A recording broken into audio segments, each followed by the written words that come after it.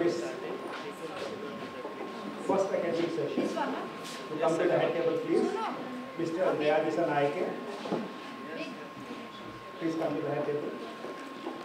And also Dr. Amit Soni from India.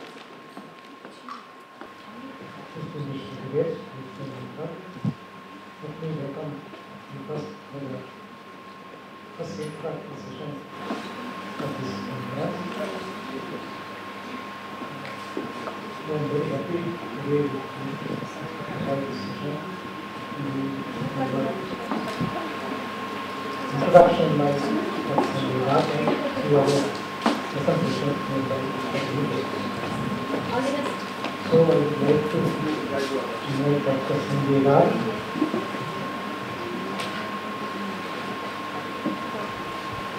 to make this presentation of introduction of this conference. Good morning, dear participants. Thank you, Mr. Chair. Let me once again welcome you all to this conference, which is the first international conference that the SAR Culture Center has organized on the theme of museums. The SAR Culture Center is the youngest of the 11 regional centers of the SAR and the only regional center in Chile. It was established in 2009 within a short span of little over 5 years. It has taken giant leaps for establishing itself as a center for excellence.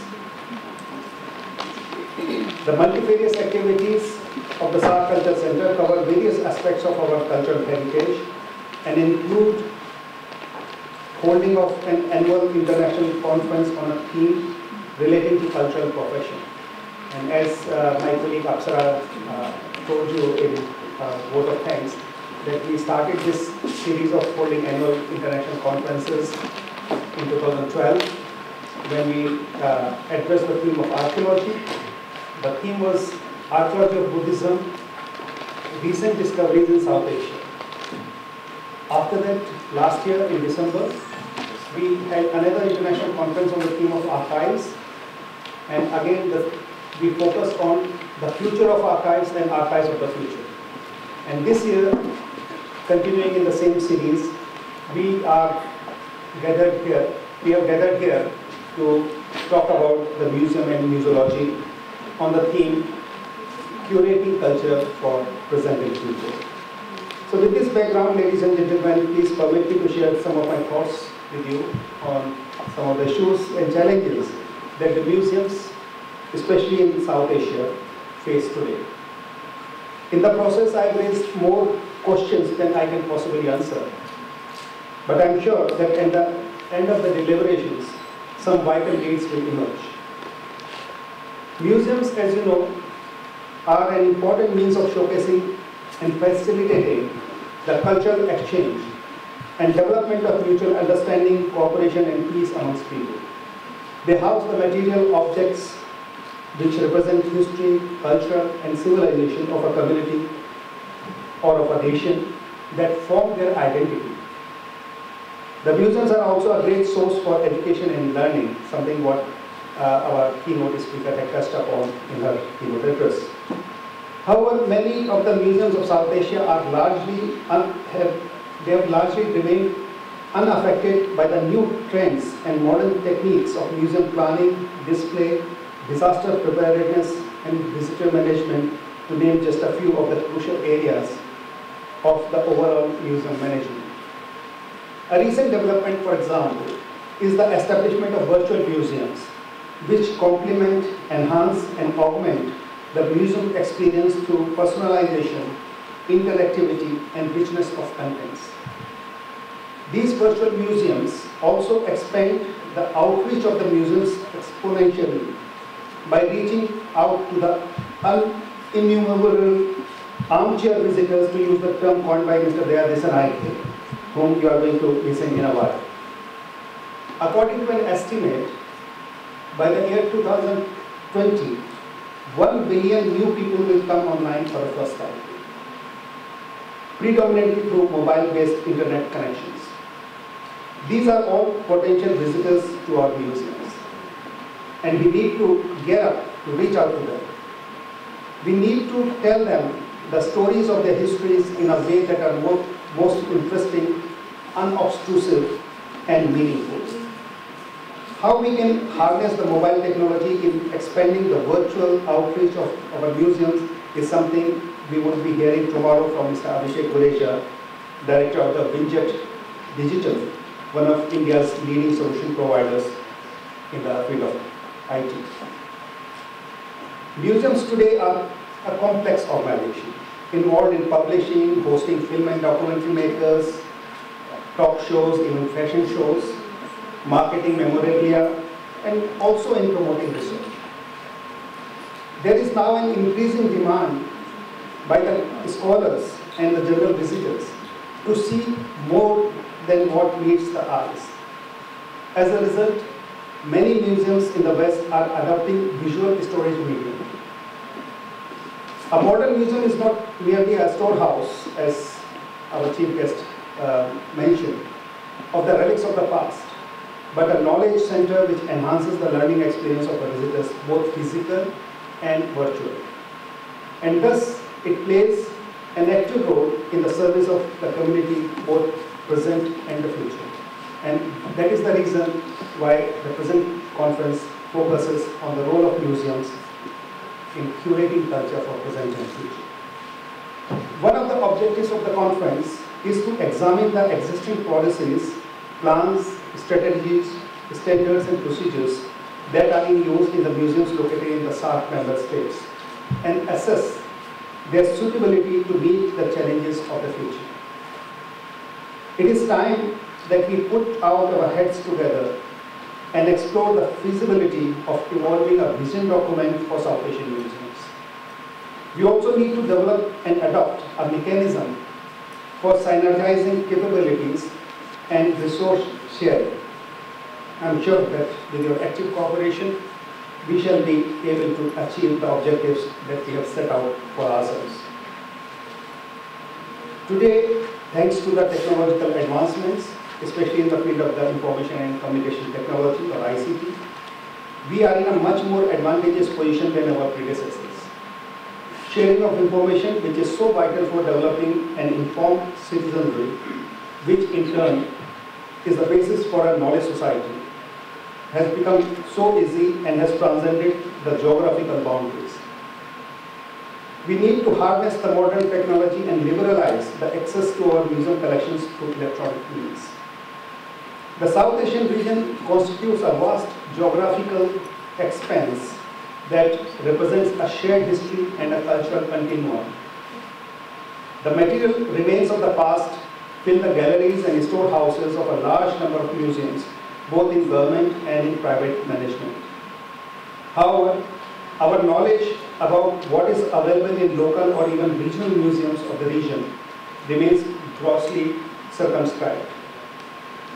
A first step towards building a shared knowledge base about the South Asian museums would be to prepare a directory of all museums, small, medium, or large, in the SAARC member countries. Since it would be an ongoing exercise where every new museum would be added to the existing one, the best way to achieve this objective, I believe, is to do it online. I therefore propose that with your support, we may develop an online SAARC Museum Directory, or SMD, which would include all 8 member states of the SAARC. And for this purpose, we can develop an online data sheet, a simple one-page document with some basic information like the contact details, main collection, access details, and so on, that can be filled up and submitted online by anyone. The information contained in the data sheet can then be amalgamated in the online SMD, or the SAARC Museum Directory, that could be hosted on the SAARC Culture Portal. For those who know that a part of our website of the SAARC Culture Center hosts the SAARC Culture Portal, where specific information on culture, various aspects of culture is given on the website. This online SAARC Museum Directory can then be expanded to include those museums around the world that house South Asian collections. The British Museum and the Victoria and Albert Museum in London, the Metropolitan Museum of Art, New York, Musée Guinée, Paris, and Asian Civilization Museum, Singapore, immediately comes to mind in this connection. but there must be hundreds other museums around the world which house South Asian antiquities and other works of art. We therefore also need to have something of an online world directory of South Asian collections, or WordSat. Here I would also like to highlight a significant role that our museums in the SAARC member countries and around the world can play in curbing the menace of illicit trade in portable antiquities and art treasures. Since these antiquities and pieces of heritage are portable, they are easily sold, relocated or vandalized. This movable heritage is thus vulnerable to loss, damage, theft and dispersal. Theft and smuggling of antiquities from a museum is part of the world. Unfortunately, has been going on sporadically but continuously. An effective bulwark against this threat. Many museums of the SAARC region, especially the respective national museums, have undertaken comprehensive documentation and preparation of digital inventories of their collection. Many of these museums have even completed this exercise. This is indeed a significant initiative that must be emulated by others, medium or smaller museums in the region.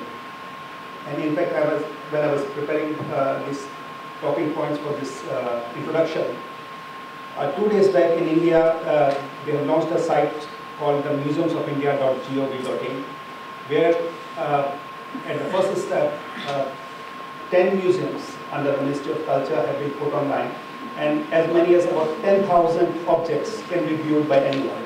And this is going to be expanded as we go on. We have got a representation, official delegation from India who will be talking more about it in his country presentation.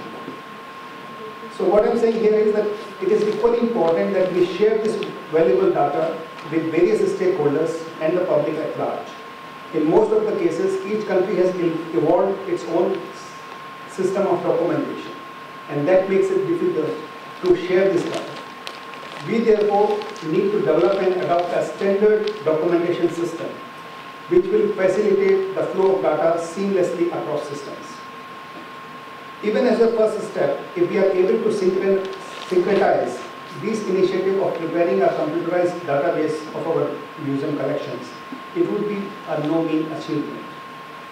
This way, we can develop an invaluable cultural database of South Asian antiquities and art treasure, something of a SAARC register of movable antiquities, or SRMA, which would not only be an effective tool in the hands of the law enforcing agencies, but also a veritable database for the researchers. I'm taking a bit more time than what was allotted to me because we have got one absentee speaker. So with the permission of the chair, let me continue for another 5 minutes. Another area of concern is enforcing the laws pertaining to the protection of antiquities and art treasure. And that is more often than not, in most of these cases, result in protracted legal battles in the courts of law.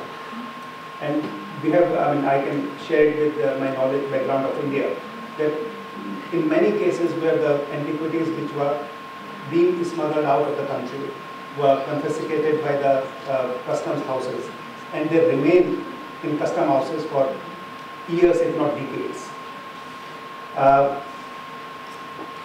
Pending a final verdict by the court or the appellate body, the confiscated antiquities languish in the police or the court lockers in the most adverse storage condition.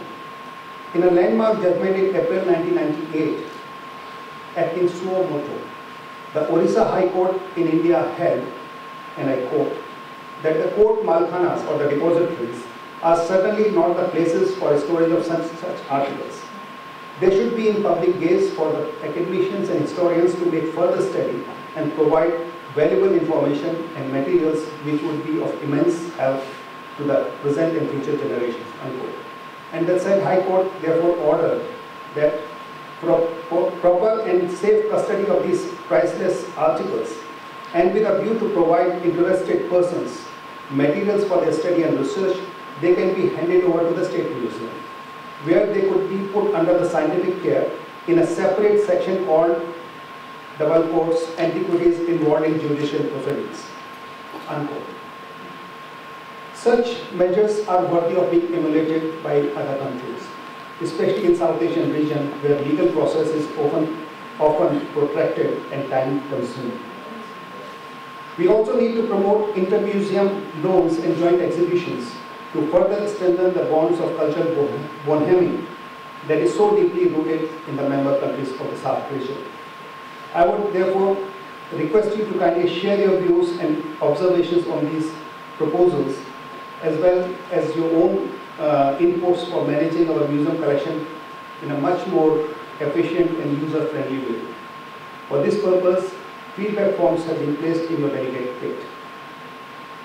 Coming back to this conference, which is the SAARC initiative, you will note that it is structured on building, sharing knowledge through lectures, discussions, and case studies on existing management systems relating to the museums in South Asia. I would earnestly urge each of the participants to kindly take active part in these discussions. A vital component of the conference is the country presentations by the representatives of the 5 member states that are present here. I would request all country representatives to kindly include in your presentations and comments both positive and negative aspects of the museum management in your respective countries, so that a realistic assessment could be made with regard to the institutional, legal and resource aspects, planning and implementation processes, including challenges and problems faced by you, and also ways and means to improve the existing management system. Apart from these country presentations, the conference will also have 12 lectures by the experts and 2 roundtables on the related themes also led by the eminent experts. I would like to conclude by thanking our co-collaborator and also wishing you a very successful 3 days of stay and deliberation. And please feel free to contact me or any of my colleagues should you face any problem or any inconvenience. Thank you very much for your patience. Thank you very much, Dr. Sindhya. Discussion on the theme we are going to conduct this conference for these 3 days. So we are about to start the presentations now. So I would like to invite Mr. Dayal Viswanathan to make his presentation. In the first one, Mr. Dayal Viswanathan is one of the leading writers in Sri Lanka, writing in both English and Sinhalese for our country. He is a very good columnist, writing columns in both English and Sinhalese papers in Sri Lanka. So I would like to invite Mr. Dayal Viswanathan to make his presentation. I start with part of a poem linked to the poem that fired the efficiently. The vengeance followed far beyond the sun, and irreproachable and eldest sons in many a branding tree and human life. A life reserved for pride to stand across, perchance the second better than the first. The first of Minerva was written by Lord Cornwallis and followed by in 1811 March. When he visited Athens and saw the criminal acts committed by a man named Thomas Hughes, who called himself Lord David. But Byron considered him as a darker character than Eratosthenes, who had set fire to the temple of Diana at Ephesus, expecting to perpetuate his name by himself. But Elgin sold his plunder at the foot of Elgin. Elginism is an act. Elginism is an act of cultural vandalism, usually refers to artifacts taken from poorer nations to reserve. That's what Elginism was called. I selected the Parthenon models and Elgin's crime because it is the most talked about issue on the theft or plunder of objects of cultural heritage and also because of the controversy of returning such vessels from where they are held now to their countries of origin. It can also be considered as a typical example of this controversy, and the sad fate of the story could be considered the story of almost all cultural objects held in the museums of the West. The use of the word albinism has been traced back to 1850, but it has gone on for the past several thousand years, continues to be, and will continue to live. In 1904, George Curzon, private secretary to John Marshall, had this to say: "So gross was the manner and scale of this removal that albinism has since become a general metaphor for the plunder of cultural treasures. The struggle to reverse albinism has continued for many years. The most recent action was by Dr. Luca Losico.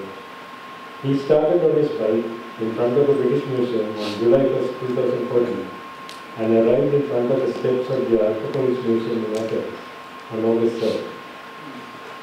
He was supported by the British Committee for the Restitution of the Parthenon marble. When the marbles were to be taken to the acquired by the museum, the bill was passed by the British Parliament. There, an amendment was proposed by Hugh Hammersley. This is what Losico said when he arrived in Athens on his bike. And Hugh Hammersley said, Great Britain holds these marbles only in trust till they are demanded by the present or any future possessor of the city of Athens, and upon such demand engages without question or negotiation to restore them as far as can be effected to the places from where they were taken. But that amendment was defeated, and the British Parliament paid £35,000 to LG for this marble. The amendment was defeated, but Hammersley went on to say, it was to be regretted that the government had not restrained this act of spoliation, but as it had been committed, we should exert ourselves to wipe off this stain and not place in our museum a monument of our disgrace, but at once return the bride which our ambassador had received to his own district. Greece had a valid claim according to the UNESCO Convention 1970. Article 13b says, to ensure that their competent services cooperate in facilitating the earliest possible restitution of illicitly exported cultural property is rightful order. But the British are still refusing to return. The irony with the British is that in the 70s, a movement called Stop was started. Stop taking our past. They are targeting the night owls, those who dig up cultural treasures in the night using metal detectors and sometimes taking them out of the country. If these people are so concerned about the value of their own past, then they should also respect such concerns of people in other countries who are unable to stop the British from taking away their past. Sad to say that probably there has been a British delging in Sri Lanka too. This moonstone should get into the Guinness Book of Records as the highest amount paid for a replica by a collector. Because this was auctioned by Bonham and it was sold for 553,250 sterling pounds, equivalent of roughly about over 100 million Sri Lankan rupees. The auctioneer claimed that it was taken from Sri Lanka, it's from the Anuradhapura period before the 10th century, and it had been taken either by William Murdoch Thine, a civil engineer who had worked in Sri Lanka, or by his son, who had married the Sri Lankan planter's daughter. But it was considered a replica by an expert from our country, and so it was sold for this large amount.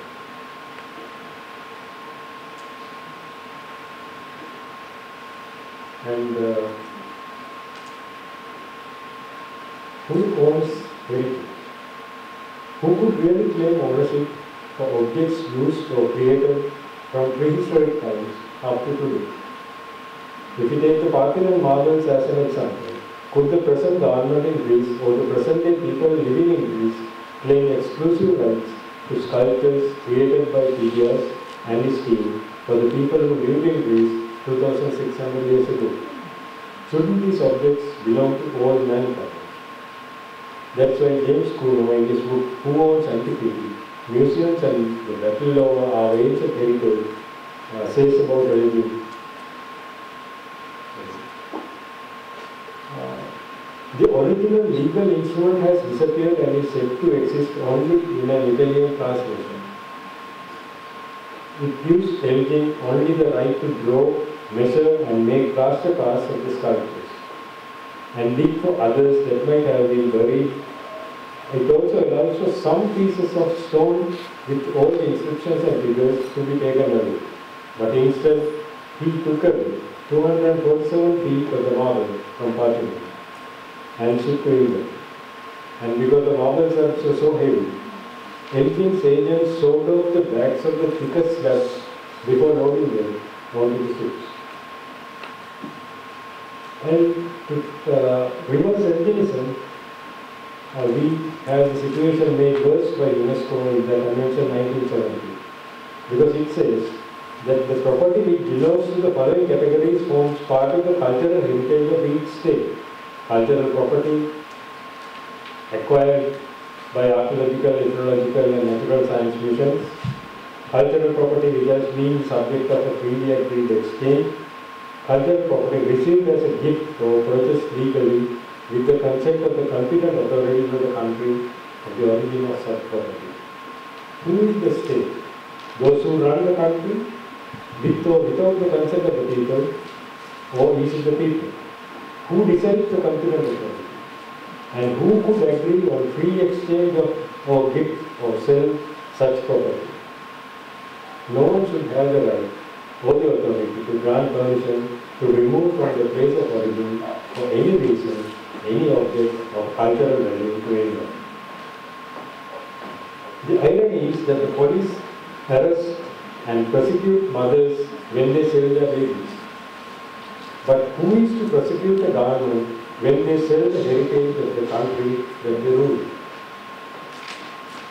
We do not have a right to claim ownership, mutilate or destroy any space or objects of our ancient cultures. No one should have the right to gift, sell or purchase them or resell them.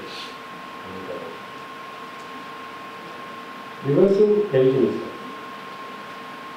Elginism, which has really affected Asia, Africa and the Middle East more than any other country, has to be reversed, at least to some extent, and what is more important would be to prevent any further occurrence of such crimes. The Asian Civilization Museum in Singapore had reportedly purchased artifacts worth over $1 million from Subhash Kapoor, the trader. It included the bronze figure of Uma Parameswari for $100,000, Virgin Mary and price tag for $135,000. Last year, Subhash Kapoor was arrested by Homeland Security in US for stealing objects of cultural value from India, Pakistan and Cambodia. He was stealing them because they were biased, even from reputed museums around the world.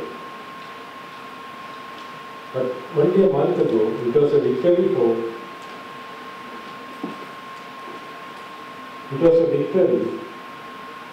the fighting to reverse Elginism, when on September 5, 2014, the Australian Prime Minister Tony Abbott handed over a Chola bronze Nataraja and a stone carving of Ardhanaraswara to the Indian Prime Minister Narendra Modi in a symbolic gesture. The Nataraja had been purchased by the National Gallery of Australia for $5.1 million and the Ardhanaraswara by the Art Gallery of New South Wales for $280,000 from this Subhash Kapoor. But Canada is acting in a totally different manner when India claimed the 12th century life-size sculpture of a woman in the possession of the Department of Canadian Heritage. They have asked India to prove that it was stolen from India and illegally stolen. If anyone had really stolen it from Khajuraho, they would never have declared it for export and they would never have any record with the Archaeological Survey of India. And according to media reports, India too is acting in a different manner when it comes to dealing with stolen artifacts found with Kapur. News media reports claim that India has not shown any interest in claiming what belongs to India. A sculpture of the Mahakopa brothers, said to have been discovered by Cunningham and later reported to have been stolen from the rightful owners, has ended up with Kapur and now kept with the US Immigration and Customs. That's what Dr. Sanjay Kar said, that most of these stolen items, when they are collected by customs, they lie in storage for years and years. It raises several questions about how it could have been owned by an individual. The Norton Simon Museum also has a Mahakopa figure, and we don't know from where he developed it. And how they got these figures and whether what Kapur has collected was the Cunningham's discovery or not, we do not know. And Professor Himanshu Prabha Raj explains it this way. It does seem to be an original, which either escaped Cunningham's notice in 1873 and was not moved from the site, or alternatively, Cunningham was not allowed to move the pillar by the local inhabitants who were worshipping it as a local deity. But anyway, it ended up with a smuggler. The Norton Simon Museum and the Metropolitan Museum of Art have voluntarily retained Cambodian sculptures when they realized they were stolen from them. So, albinism is being used all over the world. But the Denver Art Museum and the Cleveland Museum of Art are refusing to retain the Cambodian artifacts, saying there is no evidence that statues have been stolen. But there was no way that those statues could have reached USA from Cambodia unless they were smuggled out. And the positive side, there is another proactive process which has begun and which should be admired and encouraged. The Boston Museum of Fine Arts had returned 8 works of art from 500 BC to the 19th century, not because Nigeria had requested them, but because the curator, Victoria Reed, had researched 300 objects by a so-called benefactor and realized that the museum had no legal right to return it. What was destroyed could never be recovered or restored, but what has been stolen could be restored to the rightful owners, whether they were purchased or taken by force. Simon Mackenzie and Tess Davis published a report in the British Journal of Criminology on the trafficking of cultural treasures titled Temple Looting in Cambodia, Anatomy of a Statue Trafficking Network. The study was on trafficking of artifacts from source to market with 4-stage network: looter, early stage intermediary, late stage intermediary, and the collector. It's because there are collectors that the first 3 stages are happening. The National Geographic published a report by Heather Pringle in the illegal antiquities trade linked with terrorism and violent crime. A recent survey of 14,500 field archaeologists indicated that looters are at work in at least 103 countries worldwide. The collectors would consider this as a victimless crime, even if they accepted it as a crime, which means there is no harm done, but there is a victim, the cultural heritage of a people. An example of plundering the plunderer is the Rosetta Stone. It had been plundered by the French soldiers from Rosetta in Egypt, and when the French surrendered to the British, they had to hand over all their valuable artifacts to the British, who had the audacity to take them all and display them in their new museum. The British stole many more items, not just the small treasures, but huge monoliths like the bust of Ramses II, weighing several tons. The civilized British had no compunction to desecrate the grave of a more civilized people who had lived over 3,500 years ago.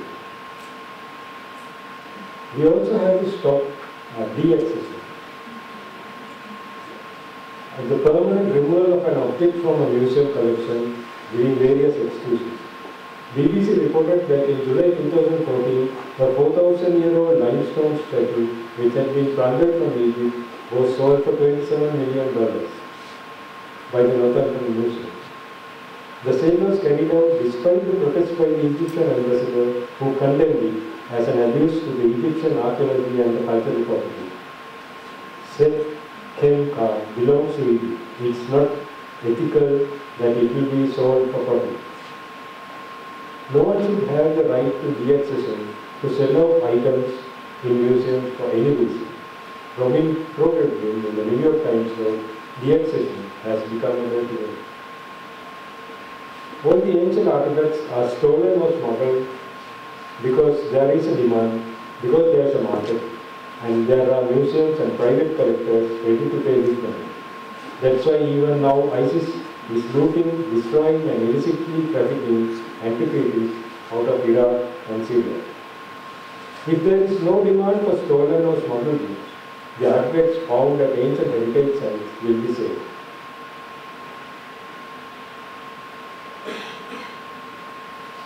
And archaeological theft is so profitable that there is a lot of smuggling across the US border from South America.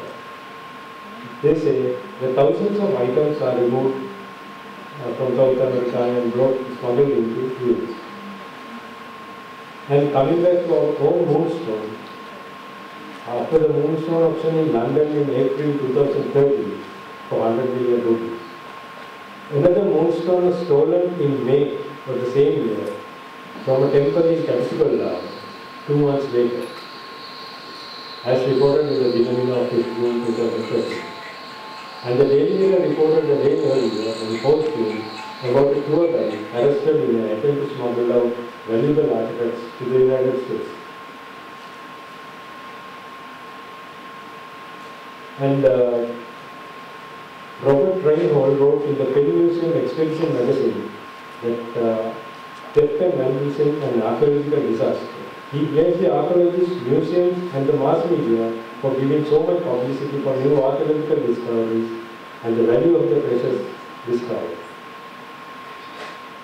To supply this market, looters are rapidly destroying much of the evidence from which archaeologists hope to piece together a recorded human past. But there are no easy answers for this. And Reinhold, in his investigation for the New York Times, made the observation that in the past, archaeologists were more interested in filling museums with what they discovered. But today they are working on problem solving, on reconstructing the social, economic and political forces that prevailed in ancient times. Therefore, the archaeologists tend to view relics as clues to a puzzle and not primarily as artifacts. And he also quotes from Professor Michael Coe of Yale. Many archaeological excavations are never written up.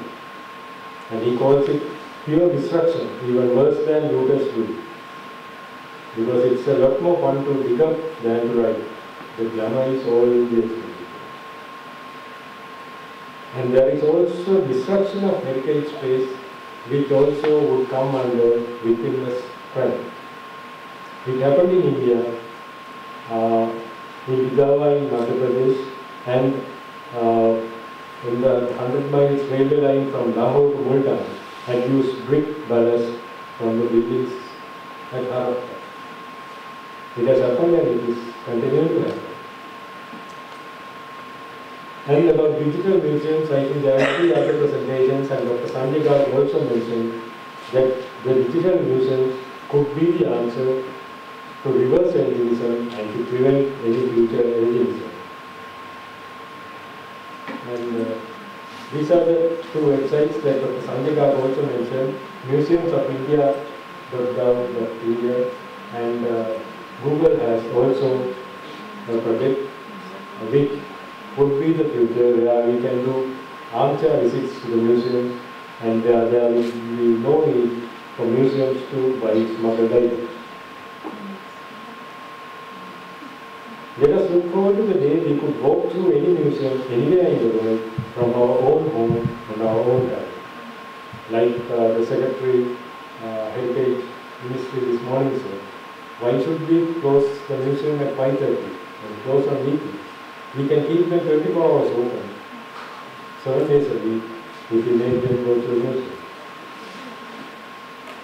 And it is also time for all the museums around the world to make digital records of their own display and return the items they have to the country from where they were funded. So let's, instead of the British, let us say stop. Stop taking our past.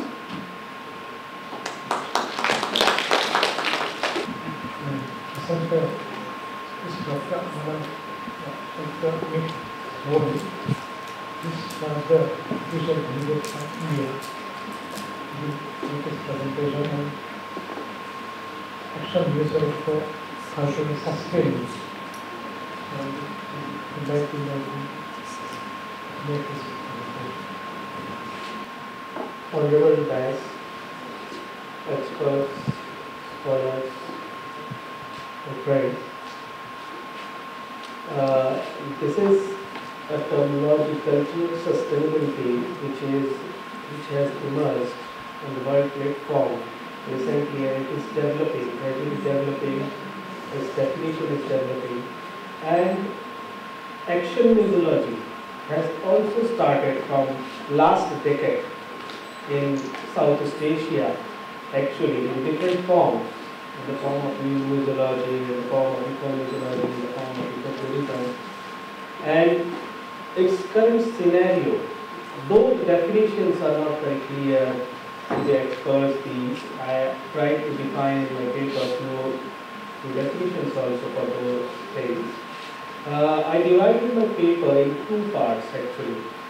One is the cultural scenario of India particularly, and second is the situation of museums and its roles, action museology, and how museums are working and what are the possibilities. So let's find out in the first part of my paper. It is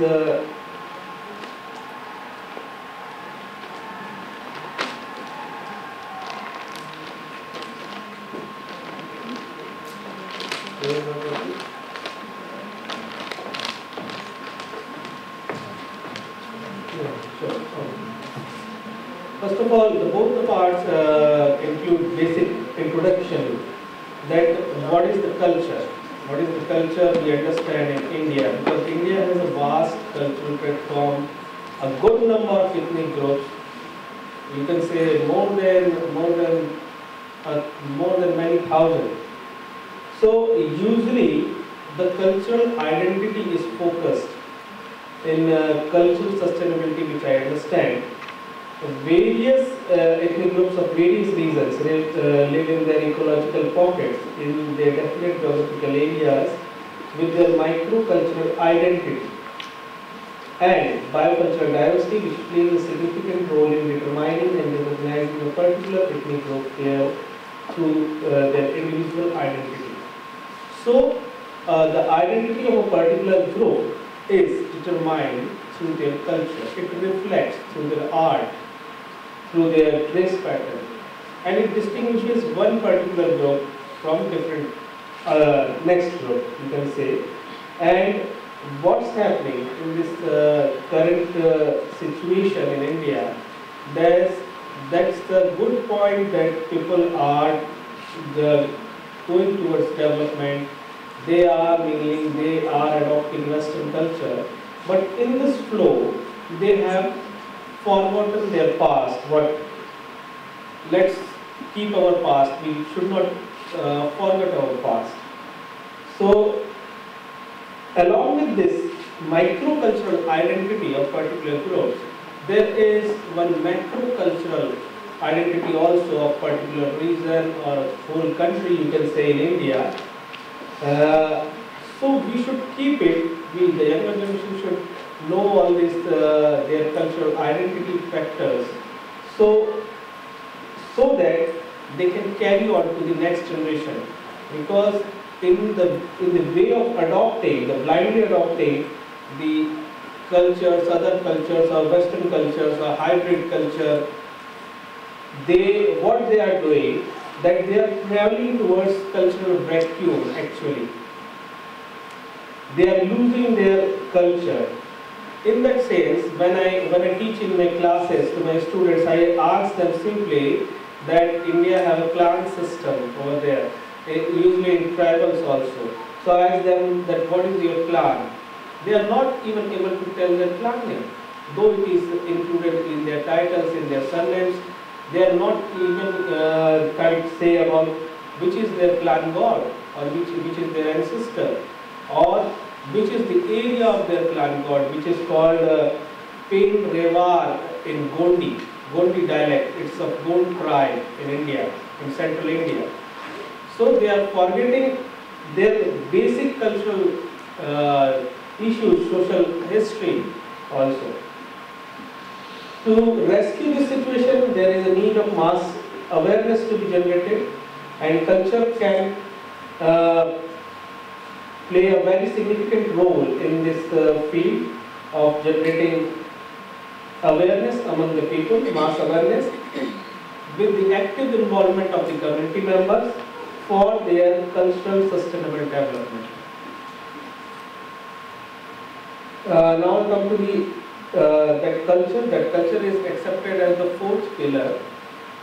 John Hicks has written in his book that culture is the fourth pillar of sustainability, along with social, economical, environmental factors. So, preservation of tangible and intangible cultural heritage is essential. And in this field, public cultural institutions, along with the museums, can play a significant role. As in the anthropological museums or ethnographic museums in India have emerged as vibrant institutions providing a link between the past and the present. It has the vast information regarding the past culture and the current scenario. Along with the preservation of cultural heritage, museum can play a significant role in propagating cultural awareness through its various indoor and outdoor activities. In this respect, what I was focusing in my paper is new movements which has started from the last decade in India, and the basic modes of social communication can be followed, and which are various museums are following in India, can be properly utilized to channelize, to generate the sense of pride for their own culture and the cultural harmony and the, you can say, the basic awareness in a younger generation. Cultural heritage, as we all know, it includes tangible, intangible, both the forms along with environmental factors. Cultural sustainability. Actually, the sustainable development has started on world platform in early 1970s with the debate that was promoted at the time by the report of Club of Rome, which drew attention to the environmental consequences of rapid economic growth. And it says that meeting the needs of the present without compromising the ability of future generations to meet their own needs. Though the cultural sustainability is a very new term, it is not well defined. I tried to define it here in a very concise manner, that developing, renewing and maintaining human cultures that create positive and enduring relationships with other people and natural world. It is a quotation by John Hicks in 2005 in his publication. Now I come to the current situation in India. I will briefly discuss it here due to paucity of time, that it has been observed that along with the development, cultural degradation has witnessed in India and various parts of the country, giving rise to various sort of problems which are again obstructing the smooth development process. Various projects, plans and policies are developed in India, but not with the proper taking care of proper cultural factors over there. Like one program was started by the government to distribute the cow to the tribal Abuj-Madia tribals in the dense Bastar area. It's the dense Naxalite area of India for their economic development. But what happened there? They have practice of eating the bulls. So what they did, they got the bulls from the government, they consumed it, and they have not utilized this for agricultural purpose. So that was a big failure program. So these sort of things should not be done. Now, what is happening in India, that mass cultural awareness has not been given much weightage in development policies and process. People are continuously trying to adopt the modern culture without understanding whether it is ecologically, culturally and biologically viable for them or not. Because I must quote here that cultures are developed as per the ecological surroundings of that region and that suits particular ethnic groups, food habits, this pattern you see. If you accidentally or you will start behaving in a Western manner in Sri Lanka, or you will start those food habits that may destroy, that may affect your system. So your culture is developed as per your environmental scenario. So urbanization and modernization are causing cultural hybridization and degradation, and we are gradually trending towards cultural vacuum. This situation is resulting in various issues and challenges posed before the society and government, as the bio-ecological base of long sustenance has not been taken much care of. Local arts and craftsmanship is vanishing, so people are losing their traditional occupation. They are going to the government for seeking for the jobs. This is developing and gradually increasing the number of unemployment. This is also increasing the social unrest, and which is resulting in even Naxalism. And people are not taking care of their culture, and they are blindly trying to follow the Western culture, and in that sense they are losing their moral values, cultural system, respect for the elder generation even. Along with this, they are also losing social bonding and cultural identity, and even the local dialects and languages. Now I come to the second part, the role of museums, museum scenario. Before this, I must confess here that every science grows gradually, and the definitions must also grow as per the need of the situation or as per the developing science. The definition of museum given by either ICOM or other organizations, associations, is now a matter of past. It must be developed. I tried to develop it, and it was a published matter that museum is a service sector institution which preserves the past and present knowledge, both tangible and intangible, through research, acquiring collection and related information, documentation, conservation, and it disseminates knowledge, generates awareness, and provides informal education with amusement by means of exhibitions and activities for greater social benefit to the posterity. Here the last thing is most important, that museums are for greater social benefit to the posterity. This is the basic aim we should focus to the museum. So all other activities or museums are going through this basic theme or basic aim. And in particular case of Anthropological Museum, I researched the Anthropological Museum like Indira Gandhi Rashtriya Manav Sangrahalaya, the oldest museum of India, that is the Indian Museum, the Anthropological various museums, Anthropological Survey of India, where I served for a quite good time span. So what I found that the basic aim of all the anthropological museums, why I am talking about anthropological museums, because they directly deal with the culture. And we are talking about cultural sustainability through museums by means of action museology here.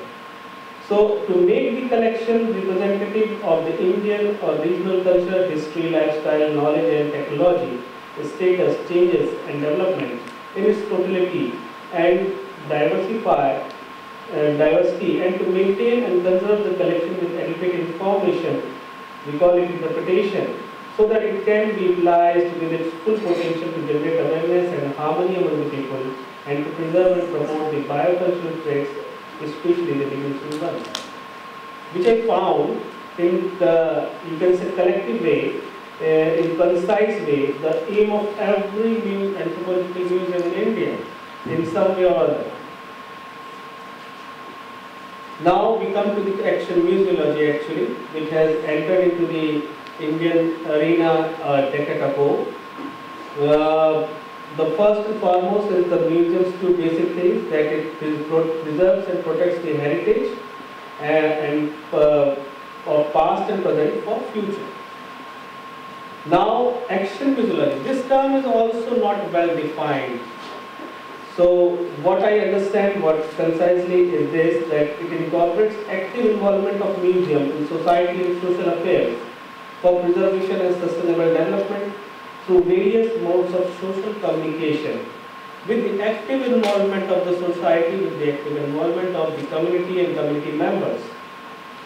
The new museology, eco-museology, community museology, these are all different names for action museological approach, as well as all other forms of active museology, is first and foremost concerned with the development of populations, reflecting the modern principles that have driven its evolution, while simultaneously associating them to projects for the future. Here also we are stressing on the future and to continue our past, the good traits of our culture for the future.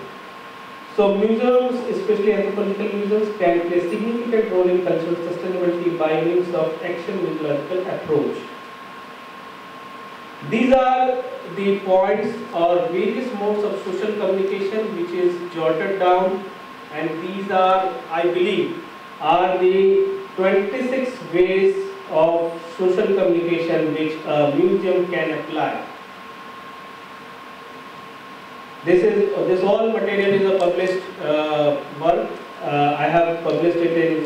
It is published by Anthropological Survey of India also, and by Museum of Mankind also in their journals and books. You can find the details. I think it's a very big paper, 50 to 60 pages paper with a whole lot of details, and you can find that there is no time to discuss all these things. But one point which is most important is social awareness programs and training programs. Rest of the things you will be able to easily understand. And one last thing is ecotourism and eco-museum related activities. These should be the prime focus themes of the projects and plans for museums for our future. Because this is the time we should work, or otherwise we will lose our culture totally. Because we talk much about the culture, but in actually the younger generation especially, they know very less about Indian culture. They have lost their interest actually. As far as Dr. Garg was also saying, and the Madam for Museum Developments in her keynote address was also saying that there is a proper need of museum policy. In India, as far as my knowledge is concerned, few museums have the codified museum policy in very brief, not in totality like Museum of Mankind.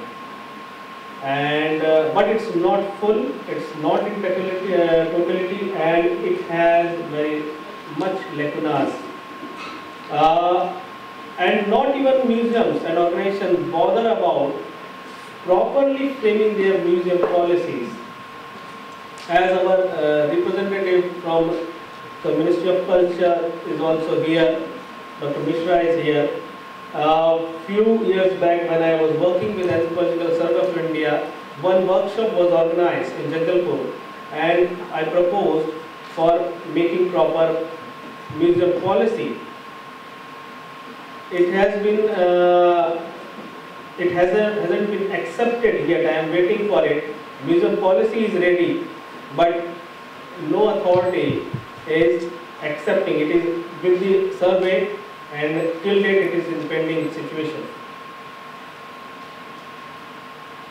This is the goal of cultural sustainability, which we can achieve through various modes of social communication, like you can, especially the public cultural institution, museums can work significantly.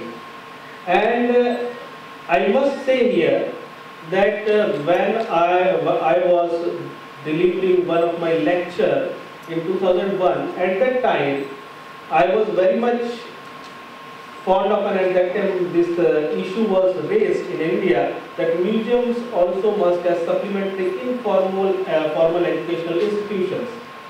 But now, at this point of time, after a decade, I am saying that museums must now move ahead and work as a center for generating cultural awareness, harmony, and sense of pride for own culture. This is the need of the time. Otherwise, we will not be able to sustain our culture. These are few points, a goal of sustainability, which museums can achieve easily for society. These are 12 points, and I think I will give my full paper to Dr. Garg. This is needless to point out all these points. You can very well see this. Now I come to the conclusion of my paper, that indigenous knowledge system is developed as per the ecological setup of the region, and its understanding and continuation is important in development and indigenous regional sustenance. People are forgetting, second thing is the people are forgetting their traditions, history, identity and value. Hence there is a need for generating awareness to protect and preserve the indigenous culture, traditions, identity and heritage. Anthropological museums can play a vital role in this sphere. This will help in strengthening social bonding, unity, values, socio-economic independence and sustenance at community level, and protecting cultural heritage. Preservation and promotion of tangible and intangible cultural traditions and heritage is essential for preservation of culture and cultural sustenance. The role of public cultural institutions such as museums will be significant in achieving this goal of cultural sustainability. Museums, governments and non-government organizations can work collaboratively through various projects and programs for cultural sustainability, awareness and development. Community involvement and active participation must be promoted. This will also improve social bonding, which is much necessary, and community-based cultural sustainable development. Implementation at this juncture, implementation of correct, collaborative and effective mix of traditional and modern practices, cultural practices, through proper policies and developmental programs will prove more fruitful in this perspective. Providing informal education regarding cultural traditions through various programs by anthropological museums may prove fruitful in this respect. Teaching of local dialects, language and literature must be involved in the awareness programs and educational system. Traditional art and craft forms and occupations must be protected and promoted for cultural as well as economic sustainability, empowerment and development. Museums, especially anthropological museums, have huge potential of preserving as well as propagating culture, and they can play a vital role in cultural sustainability, sustainable development. So now I request from this platform to Honorable Director and Dr. Garg also for initiatives from the SARC point, SARC through SARC, for developing the museums in Southeast Asia as centers for cultural awareness, harmony, and cultural sustainability. And at this point of time, we must formulate two definitions also, or these definitions, new definitions, which are already published, can also be accepted or discussed by the expert, because from Southeast Asia we don't have proper definition from SARC or any other organization regarding museums, action museology, and different aspects. Thank you. Thank you very much for patient hearing.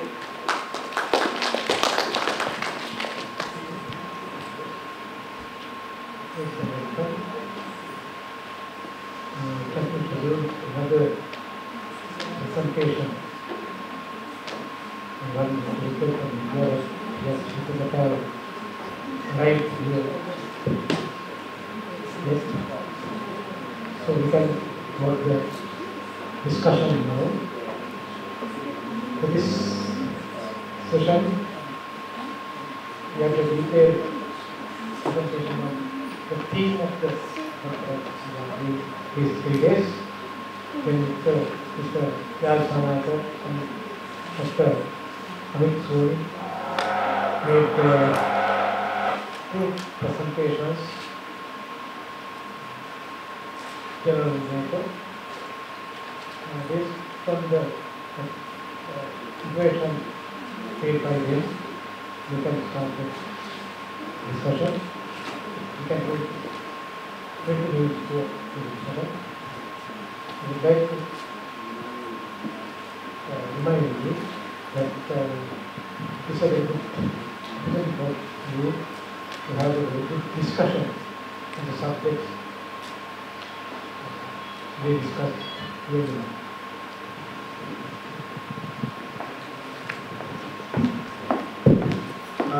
Just before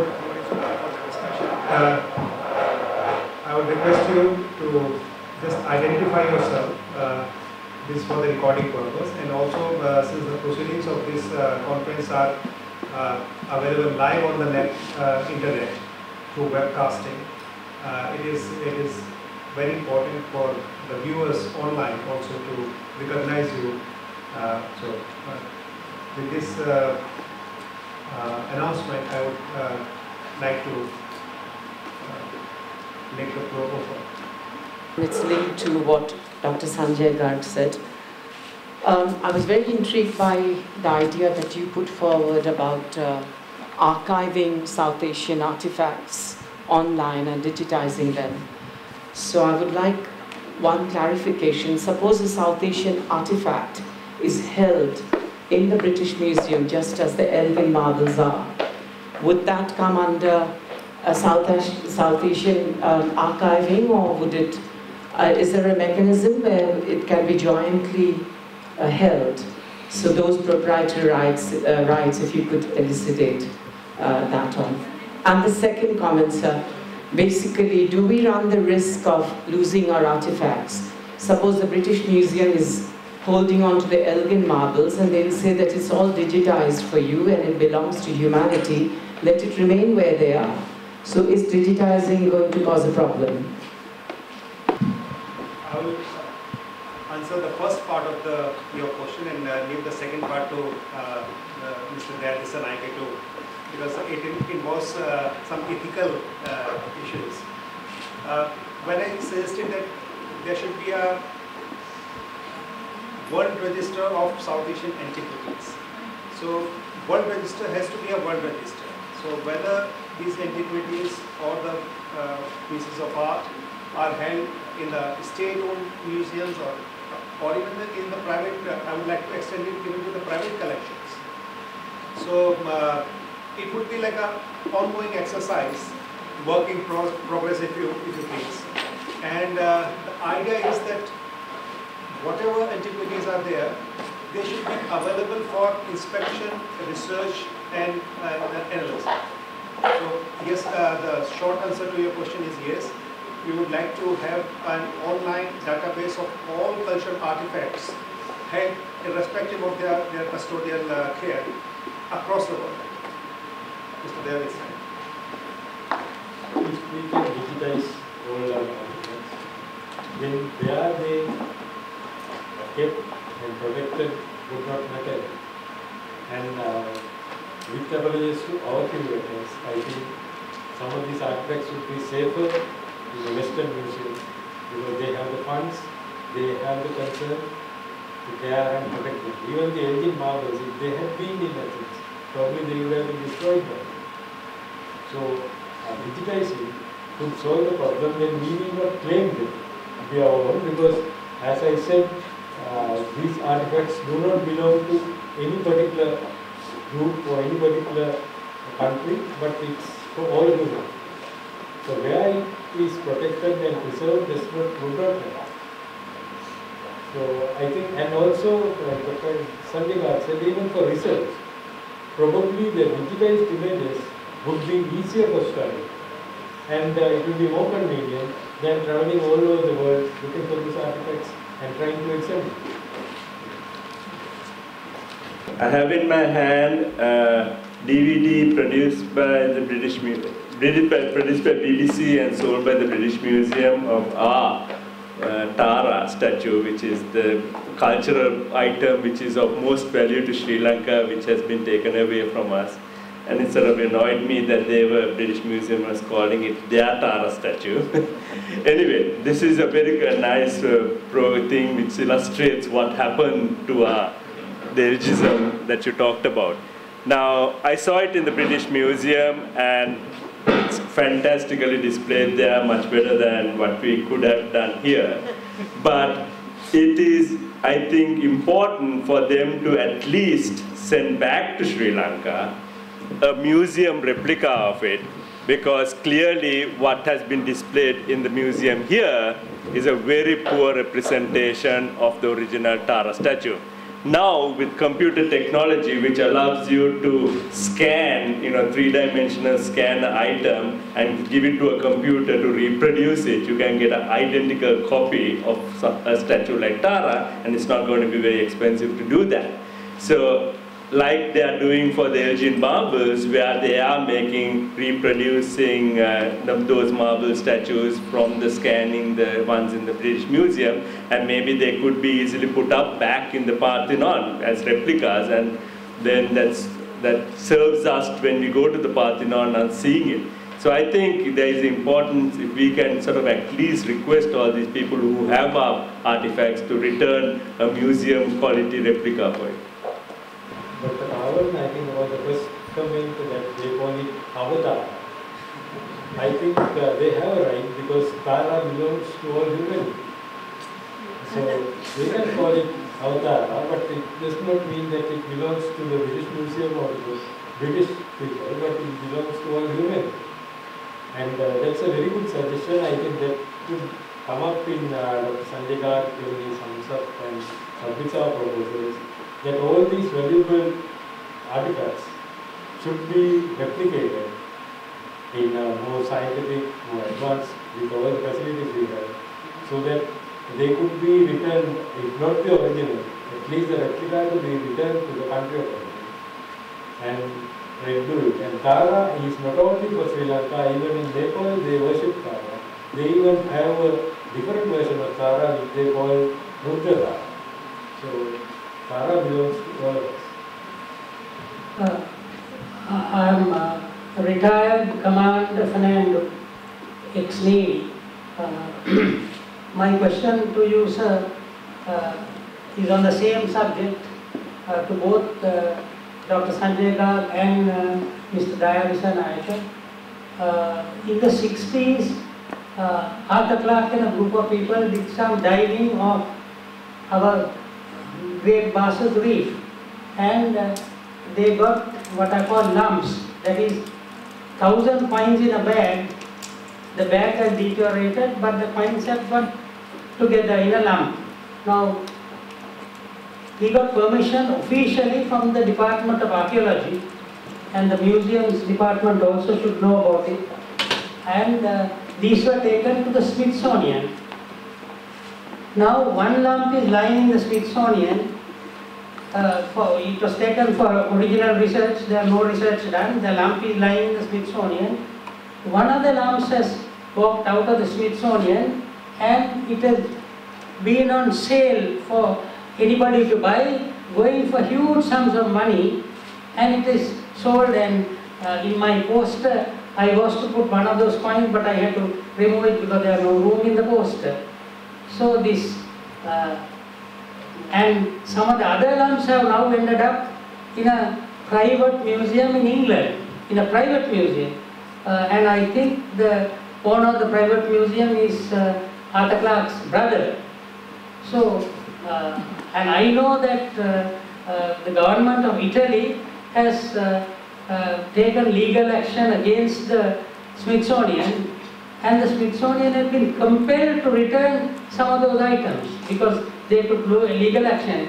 I am not saying that we should take legal action against them, but through diplomatic channels we should be able to get back some of those things, because nobody here knows anything about it.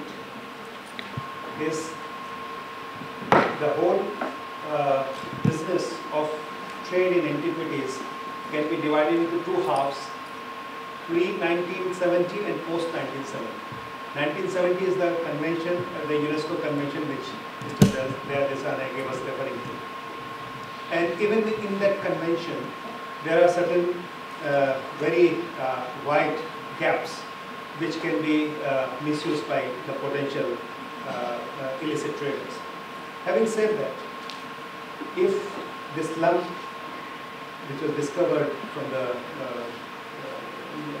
discovered by Sir Arthur C. Clarke has gone to the Smithsonian before 1970, there's very little the government of Sri Lanka could do. Why? Because the national law ceased to exist or operate beyond the national borders. Whatever Sri Lankan laws you might be having, the most stringent laws regarding the export of illegal export of the antiquities, but they cease to operate once the antiquity leave the shores of Sri Lanka, and that is true for any other country. So the only recourse that is left to us, to the countries and the sovereign nations, is to sign become a party to these international conventions, like the one that we talked about the UNESCO convention. Now, how it has been put up on sale is something which need to be probed, and as you rightly pointed out, that diplomatic intervention is one which is a workable possible way out. And I know we were there as observers in the World Heritage Committee last year, which was held in Cambodia, in Phnom Penh. And on that occasion, two big stone sculptures of the Mahabharata character Nakul and Sahadev, they were returned from Metropolitan Museum of Art to the government of Cambodia, and it was a big photo opportunity for them. I'll just take one more minute to refer it back to Professor Sat Ghosh's intervention there. What is also possible is about 70% of the museum collection lies in the stores, which never sees the light of the day. I mean, 70% is a very rough estimate. It could be more in certain museums. So either we could have the replica exchange system, or we can have some of the items which are in our stores on a long-term loan in return of the antiquity. So even those museums who are holding this antiquity, like the classic example of Tara which Dr. Kawan has referred to, it has got a sentimental value with the people of this country. So instead of holding it in the British Museum, return the Tara to Colombo Museum, retain an antiquity, or in exchange have a set of antiquities on long-term loan, maybe 25 years or 20 years, and make use of them for a display. So there are several options which are open to us, and we need to see that what is the best solution for the situation that we face. Thank you. The first two lumps were actually taken out of the country in early 1960s, before the 1970 convention. The third lamp, the lamp that was actually referred to as being put on auction, I know was taken out illegally from this country in 1992.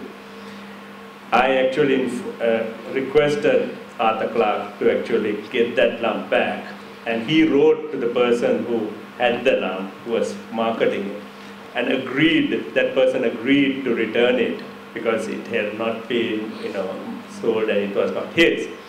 And it belonged, Arthur Clarke considered it his own. But unfortunately, there was not enough government pressure or government diplomatic help in recovering that item from Florida. And if that government pressure and government help with the FBI or whatever was put in, and I think it still can be put in, that item can be recovered and brought back, because there is documentary evidence that the person has agreed by email at least to return it to this country to be gifted to the National Museum.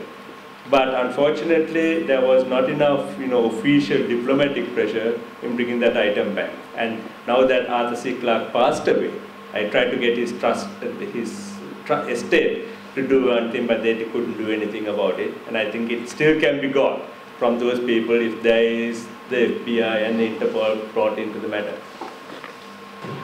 We are confident of this session, and we would like to end up this session. We had a very good session with the presentator. Maybe break for lunch. We will start the next session on 1:30. So, would like to be find out.